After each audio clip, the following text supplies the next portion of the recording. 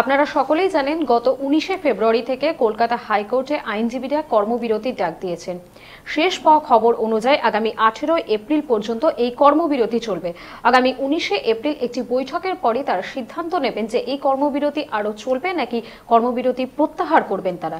তো হঠাৎ করে কেন এই কর্মবিরতির ডাক দিলেন আইনজীবীরা, সে বিষয় নিয়ে আজকে আমাদের এই একক মাত্রার অনুষ্ঠান। আপনাদের সঙ্গে রয়েছি আমি মধুকল্পিতা, আর আমার সঙ্গে স্টুডিওয়ে উপস্থিত রয়েছেন কলকাতা হাইকোর্টের আইনজীবী চন্দ্রশেখর বাগ এবং অভিজ্ঞ সাংবাদিক শ্যামলেন্দু মিত্র। আপনাদের স্বাগত। নমস্কার।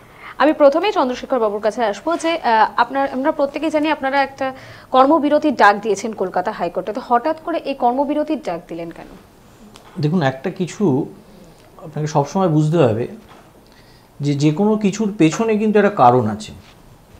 কোনো কারণ ছাড়া কখনো কিছু করা সম্ভব নয়।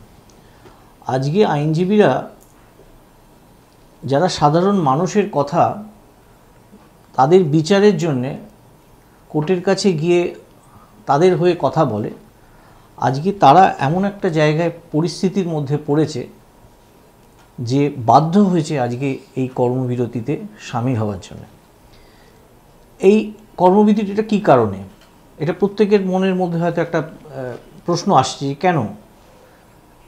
আমাদের কলকাতা হাইকোর্টের টোটাল স্ট্রেংথ অফ জাজ হচ্ছে 70 জন, 70। আমরা কোনো সময় 70 জন পাইনি, কিন্তু আমরা 55 জন অবধি বিচারপতি আমরা পেয়েছি। কিন্তু এই বিচারপতিদেরও তো একটা বয়স আছে, যারা রিটায়ার করে, সেই রিটায়ারমেন্টের পর তাদের আবার সেই জায়গাগুলোকে ফিল আপ করতে হয়।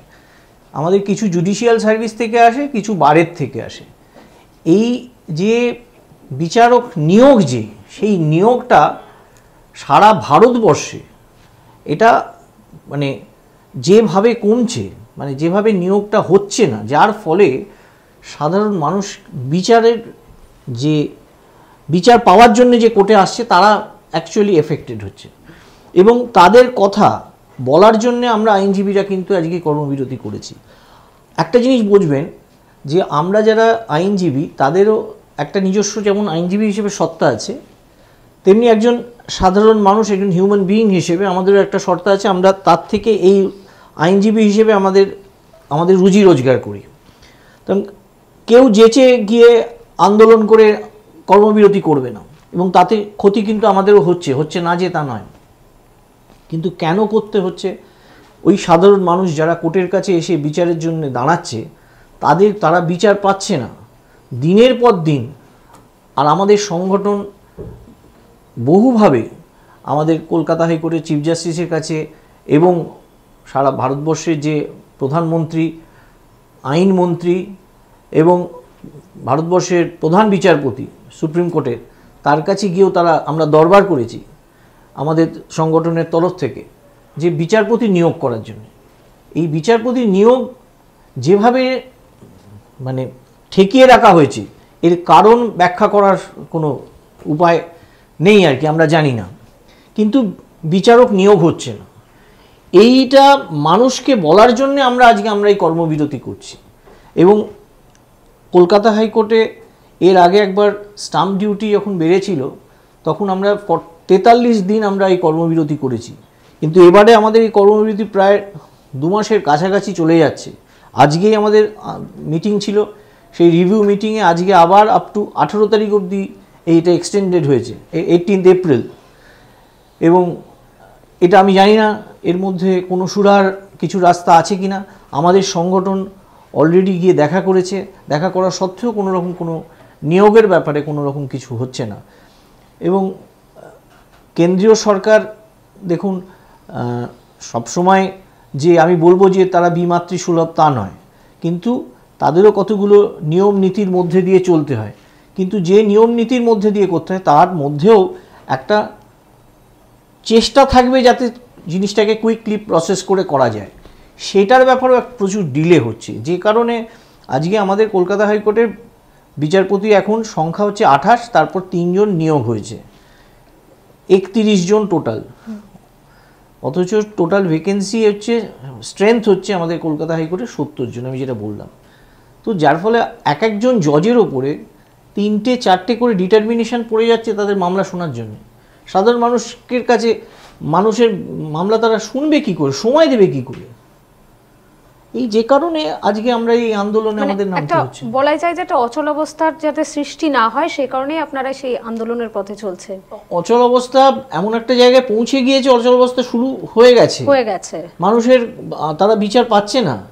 সেই রবীন্দ্রনাথের কথা, বিচারের বাণী নীরবে নিভৃতে কাঁদে, মানে তারা বিচার পাচ্ছে না। একটা মামলা শুনতে গেলে যতটুকু সময় আপনাকে দিতে হবে, প্রত্যেকে আমাদের বুঝতে হবে যে আমরা বিচারপতিরাও কিন্তু হিউম্যান বিইং, প্রত্যেকে আমরা আর 5টা কাজের মধ্যে দিয়েই তারা কাজের জায়গায় এসে কাজ করে, সুতরাং তাদেরকে ওই কাজের মধ্যে থেকেই, সময়ের মধ্যে থেকে কাজ করতে হয়। সুতরাং তাদেরকে যে সময়ের মধ্যে যদি আপনাকে একসঙ্গে অনেক জিনিস দিয়ে দেওয়া হয় একটা করার জন্য, সেটা আপনার পক্ষে সম্ভব নয়, ফিজিক্যালি নট পসিবল একেবারে। আমি এবারে শ্যামলেন্দুদার কাছে আসবো। শ্যামলেন্দুদা, উনি যেটা বললেন তাতে বোঝাই যাচ্ছে যে হাইকোর্টে একটা অচলাবস্থার সৃষ্টি হয়েছে, বিচারপতিদের একটা শূন্যপদ পূরণের তারা দাবি তুলছেন, তো সেই বিষয় নিয়ে আপনি কি বলবেন? না, এইটা উনি যেটা বলেছেন যে সেটা কিন্তু একদম খুব তথ্যপূর্ণ এটা ঘটনা, যে 70 থেকে এখন 28 থেকে 3 জন বেড়েছে। এই 3 জন যে বেড়েছে সেটা আন্দোলনের ফলে হয়েছে কি এমনি নর্মাল হয়েছে সেটা আমি বলতে পারবো না, সেটা আগেই সিদ্ধান্ত হয়েছিল।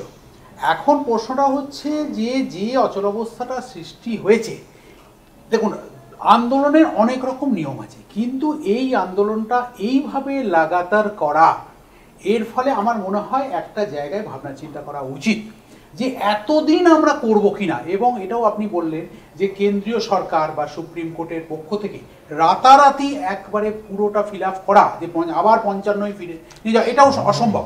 আমার মনে হয় এখানে একটা কম্প্রোমাইজ করা উচিত। আবার কেন, যে সাধারণ মানুষের স্বার্থে, কেন এই যে মামলাটা, এবং এর ফলে একটা ফাইন্যান্সিয়ালও একটা লস হচ্ছে যারা ওখানে চাকরি করেন বা যারা ওখানে মুহুরি কাজ করেন নানাভাবে, এবং এই যে লোক সংখ্যা কম বা বিচারপতির সংখ্যা কম, এইটা শুধুমাত্র কলকাতা হাইকোর্ট নয়, অতীতেও অন্যান্য হাইকোর্টে আন্দোলন হয়েছে। আজকে যদি রাজ্য সরকারের কর্মচারী বা কেন্দ্রীয় সরকারের যে কর্মী বা অফিসার, আইএএস, WBCS, আইপিএস, সর্বত্রই কিন্তু সংকট চলছে, এবং সর্বত্রই, তাহলে কি গোটা দেশে অচল অবস্থা হয়ে যাবে? গোটা দেশে কি সব কাজকর্ম বন্ধ হয়ে যাবে? আপনি তো কলকাতাতে সরকারি বাস যা চলে, যা স্ট্রেন্থ, তার থেকে বাস কম চলে। প্রাইভেট বাসের রুটেতে যা স্ট্রেন্থ, তার থেকে কম চলে। স্কুলে যা টিচারের সংখ্যা হওয়া উচিত, তার থেকে কম দেওয়া হয়েছে। তাহলে কি স্কুলগুলো বন্ধ হয়ে যাবে? হাইকোর্টে আমার মনে হয় এখানে লয়াররা খানিকটা প্রিভিলেজ নিচ্ছেন, এটা আমার ধারণা। আমি এটা বলছি, এবং লয়ারদের উচিত হচ্ছে সার্বিকভাবে আলোচনা। এতদিন তো হলো, এবার নিশ্চয়ই কেন্দ্রীয় সরকারের কাছে বার্তা গেছে, এবং আপনাদেরও যারা প্রতিনিধি তারা গেছেন।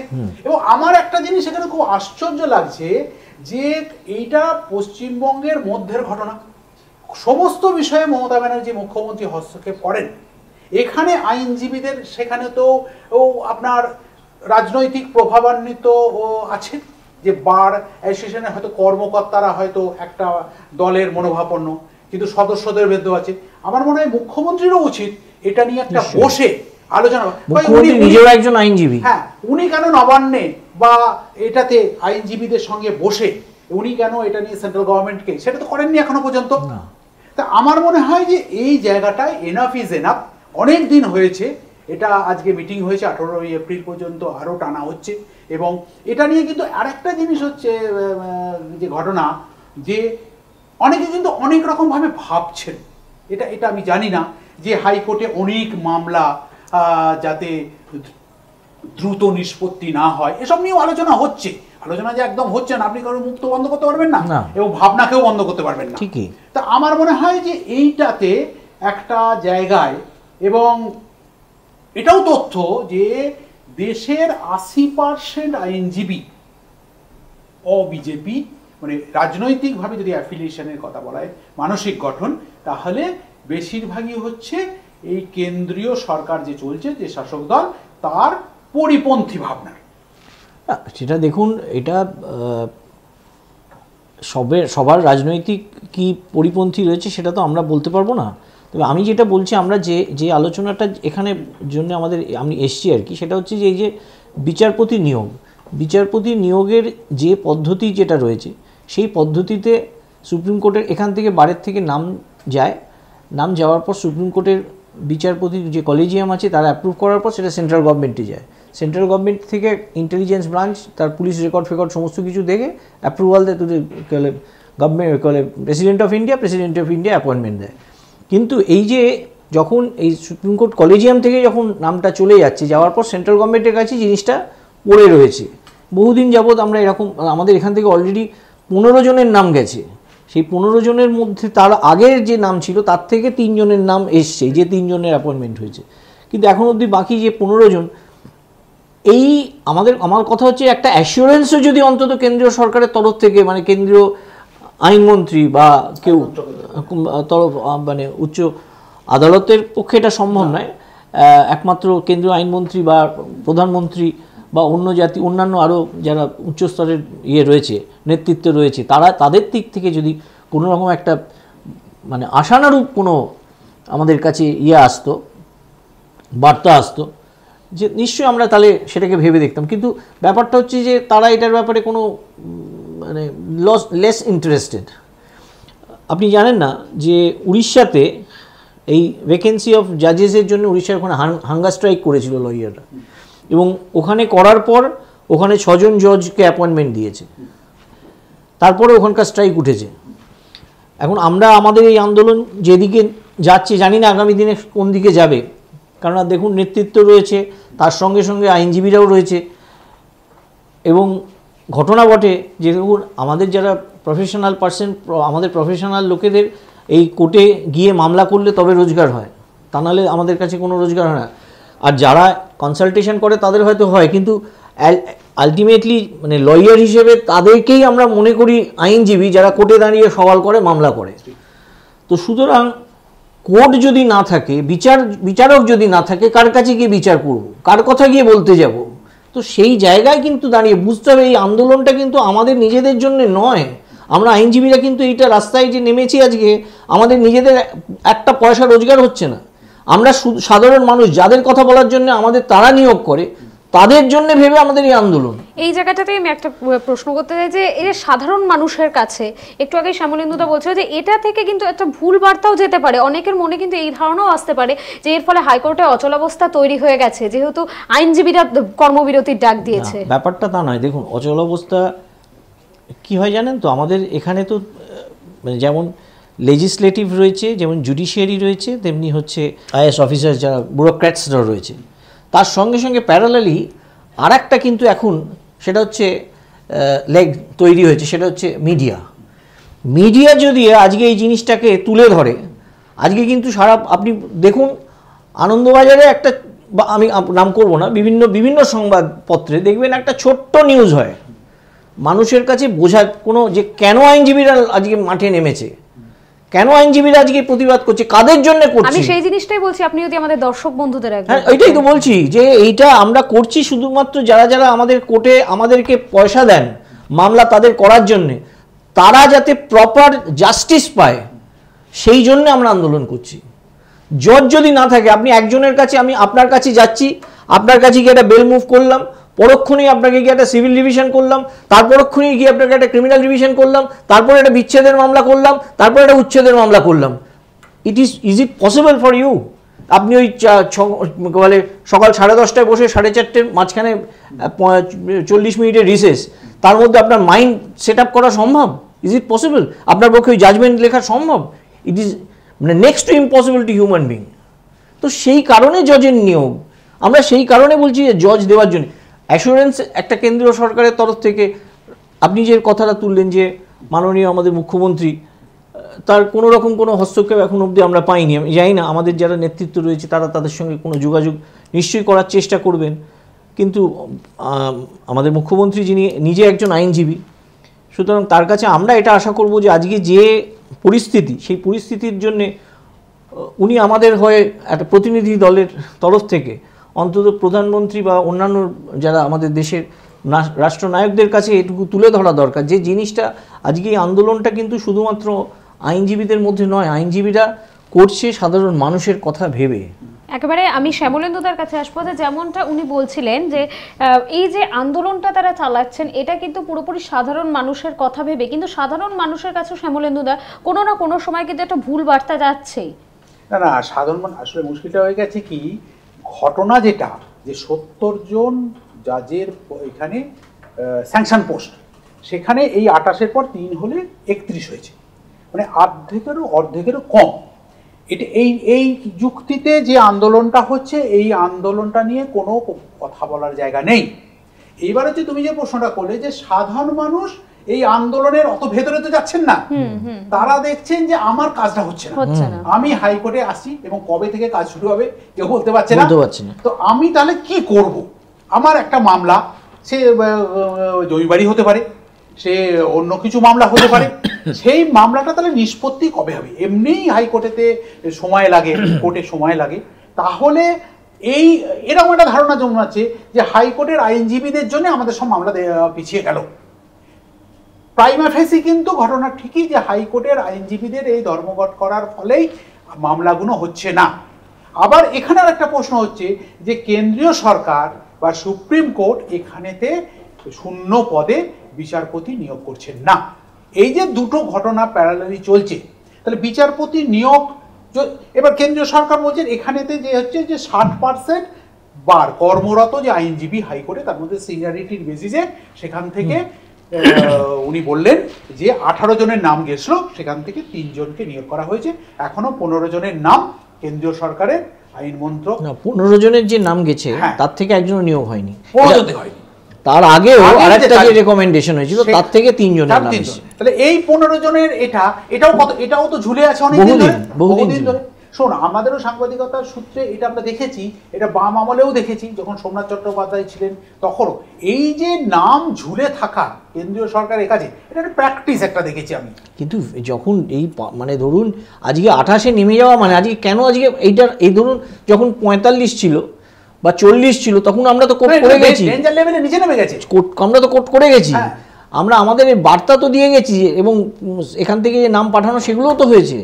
কিন্তু নামতে নামতে যখন গিয়ে 28, আর তো এরপরে দেওয়ালে পিঠ থেকে গেছে। এখানে আমার মনে হয় একটা জিনিস হচ্ছে এটা, যে এই আন্দোলনটাকে কেন্দ্রীয় সরকার গুরুত্ব দিচ্ছেন না। দুটো হতে পারে, যে আন্দোলন কতদিন চলুক আমরা দেখে নেবো, ঠিক আছে, একটা সময় গিয়ে হাঙ্গার স্ট্রাইক হতে পারে, হাঙ্গার স্ট্রাইক হলে তখন দেখা যাবে। কিন্তু আমরা দেখতে চাইছি, আমার মনে হচ্ছে এটা, যে কেন্দ্রীয় সরকার তা না হলে এই যে 15 জনের যে তালিকা আছে সেখান থেকে 10 জনের নিয়োগপত্র এখনই দিয়ে দিতে পারেন। নিশ্চয়ই এই 10 জনের নিয়োগপত্র দিলে স্বাভাবিকভাবে একটা 40 জনের কাছাকাছি একটা, তখন হাইকোর্টেতে মামলাগুলো যাতে দ্রুত নিষ্পত্তি হয়। আমার কথা হচ্ছে যে দেখুন, নিয়োগের অনেক রকম পদ্ধতি রয়েছে, একটা অ্যাসিওরেন্স দরকার যে হ্যাঁ ঠিক আছে আমরা আপনাদের ভেতর, হ্যাঁ এই অ্যাসিওরেন্সটুকু অন্তত পেলে আমরা তো কাজে নামতে পারবো।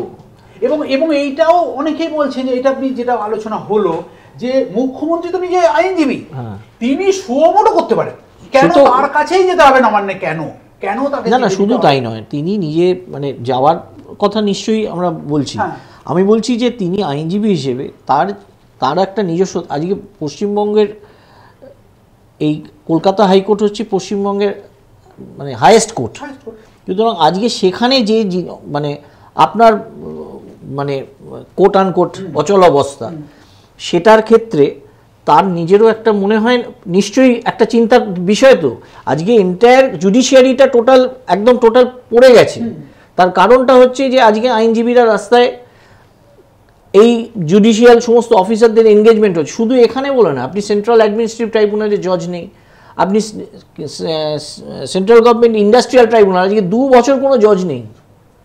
এইভাবে চলছে, এটা তো হতে পারে না, চলছে এইভাবে।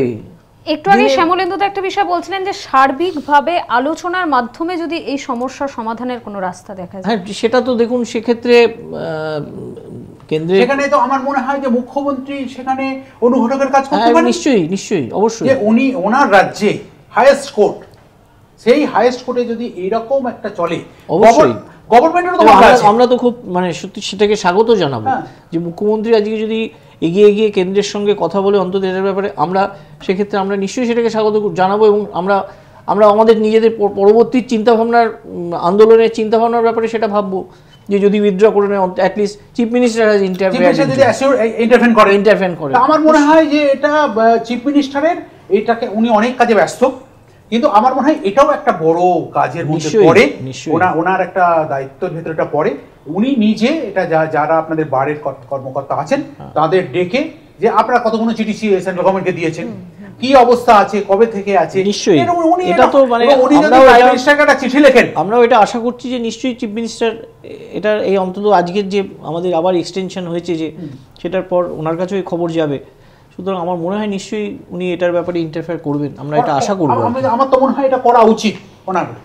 আজ আমাদের হাতে সময় একেবারেই শেষ। অসংখ্য ধন্যবাদ আপনারা এতক্ষণ আমাদের দর্শক বন্ধুদের এই যে হাইকোর্টের পুরো বিষয়টা কেন অচলাবস্থার সৃষ্টি হয়েছে সেই বিষয়টাকে পুরোপুরিভাবে বিস্তারিতভাবে আমাদের দর্শক বন্ধুদের সামনে তুলে ধরলেন। অসংখ্য ধন্যবাদ দর্শক বন্ধুদের যারা এতক্ষণ আমার সঙ্গে অনুষ্ঠানটি দেখছিলেন। নমস্কার।